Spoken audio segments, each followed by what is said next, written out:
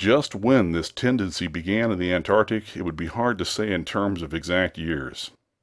Nowadays, we set the beginning of the general glacial periods at a distance of about 500,000 years from the present, but at the poles, the terrible scourge must have commenced much earlier. All quantitative estimates are partly guesswork, but it is quite likely that the decadent sculptures were made considerably less than 1,000,000 years ago, and that the actual desertion of the city was complete long before the conventional opening of the Pleistocene, 500,000 years ago, as reckoned in terms of the Earth's whole surface. In the decadent sculptures there were signs of thinner vegetation everywhere, and of a decreased country life on the part of the old ones. Heating devices were shown in the houses, and winter travelers were represented as muffled in protective fabrics. Then we saw a series of cartouches, the continuous band arrangement being frequently interrupted in these late carvings, depicting a constantly growing migration to the nearest refuges of greater warmth, some fleeing to cities under the sea off the faraway coast, and some clambering down through networks of limestone caverns in the hollow hills to the neighboring black abyss of subterrane waters. In the end, it seems to have been the neighboring abyss which received the greatest colonization.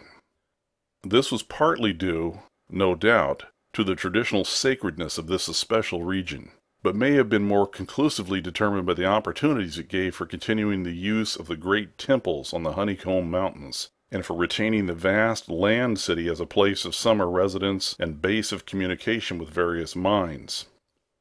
The linkage of old and new abodes was made more effective by means of several gratings and improvements along the connecting routes, including the chiseling of numerous direct tunnels from the ancient metropolis to the black abyss, sharply down-pointing tunnels whose mouths we carefully drew, according to our most thoughtful estimates, on the guide map we were compiling. It was obvious that at least 2 of these tunnels lay within a reasonable exploring distance of where we were, both being on the mountainward edge of the city, one less than a quarter-mile toward the ancient river course, and the other perhaps twice that distance in the opposite direction. The abyss, it seems, had shelving shores of dry land at certain places, but the old ones built their new city under water, no doubt because of its greater certainty of uniform warmth. The depth of the hidden sea appears to have been very great, so that the Earth's internal heat could ensure its habitability for an indefinite period. The beings seem to have had no trouble in adapting themselves to part-time, and eventually, of course, whole-time, residence underwater, since they had never allowed their gill systems to atrophy. There were many sculptures which showed how they had always frequently visited their submarine kinsfolk elsewhere, and how they had habitually bathed on the deep bottom of their great river. The darkness of inner earth could likewise have been no deterrent to a race accustomed to long Antarctic nights. Decadent though their style undoubtedly was, these latest carvings had a truly epic quality where they told of the building of the new city in the cavern sea. The old ones had gone about it scientifically, quarrying insoluble rocks from the heart of the Honeycomb Mountains, and employing expert workers from the nearest submarine city to perform the construction according to the best methods. These workers brought with them all that was necessary to establish the new venture, shoggoth tissue from which to breed stone lifters and subsequent beasts of burden for the cavern city, and other protoplasmic matter to mold into phosphorescent organisms for lighting purposes. At last a mighty metropolis rose on the bottom of that Stygian sea, its architecture much like that of the city above, and its workmanship displaying relatively little decadence because of the precise mathematical element inherent in building operations. The newly bred shoggoths grew to enormous size and singular intelligence, and were represented as taking and executing orders with marvelous quickness. They seemed to converse with the old ones by mimicking their voices, a sort of musical piping over a wide range, if poor Lake's dissection had indicated aright, and to work more from spoken commands than from hypnotic suggestions as in earlier times. They were, however, kept in admirable control. The phosphorescent organisms supplied light with vast effectiveness, and doubtless atoned for the loss of the familiar polar auroras of the outer world night. Art and decoration were pursued, though of course with a certain decadence. The old ones seemed to realize this falling off themselves, and in many cases anticipated the policy of Constantine the Great by transplanting especially fine blocks of ancient carving from their land city, just as the emperor, in a similar age of decline, stripped Greece and Asia of their finest art to give his new Byzantine capital greater splendors than its own people could create. That the transfer of sculpture blocks had not been more extensive was doubtless owing to the fact that the land city was not at first wholly abandoned. By the time total abandonment did occur, and it surely must have occurred before the polar Pleistocene was far advanced, the old ones had perhaps become satisfied with their decadent art, or had ceased to recognize the superior merit of the older carvings. At any rate, the eon-silent ruins around us had certainly undergone no wholesale sculptural denudation, though all the best separate statues, like other movables, had been taken away.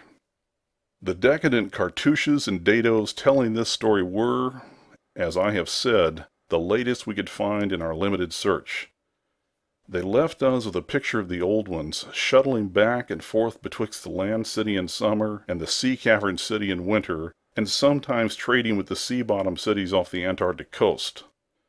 By this time the ultimate doom of the land city must have been recognized, for the sculptures showed many signs of the cold's malign encroachments.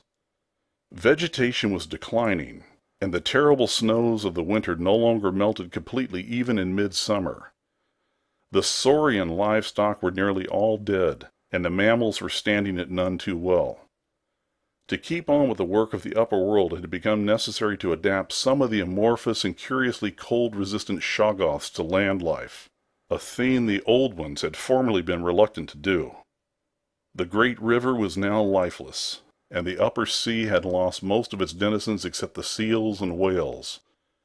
All the birds had flown away, save only the great, grotesque penguins. What had happened afterward we could only guess. How long had the new sea cavern city survived? Was it still down there, a stony corpse in eternal blackness? Had the subterranean waters frozen at last? To what fate had the ocean-bottom cities of the outer world been delivered? Had any of the old ones shifted north ahead of the creeping ice cap? Existing geology shows no trace of their presence. Had the frightful Migo been still a menace in the outer land world of the north? Could one be sure of what might or might not linger even to this day in the lightless and unplumbed abysses of Earth's deepest waters? Those things had seemingly been able to withstand any amount of pressure, and men of the sea have fished up curious objects at times. And has the killer whale theory really explained the savage and mysterious scars on Antarctic seals noticed a generation ago by Borchgrevink? The specimens found by Poor Lake did not enter into these guesses, for their geologic setting proved them to have lived at what must have been a very early date in the land city's history. They were, according to their location, certainly not less than 30 million years old, and we reflected that in their day the sea cavern city, and indeed the cavern itself, had no existence. They would have remembered an older scene, with lush tertiary vegetation everywhere, a younger land city of flourishing arts around them, and a great river sweeping northward along the base of the mighty mountains toward a faraway tropic ocean. And yet we could not help thinking about these specimens, especially about the 8 perfect ones that were missing from Lake's hideously ravaged camp. There was something abnormal about that whole business. The strange things we had tried so hard to lay to somebody's madness, those frightful graves, the amount and nature of the missing material, Gedney, the unearthly toughness of those archaic monstrosities, and the queer vital freaks the sculptures now showed the race to have. Danforth and I had seen a good deal in the last few hours, and were prepared to believe and keep silent about many appalling and incredible secrets of primal nature.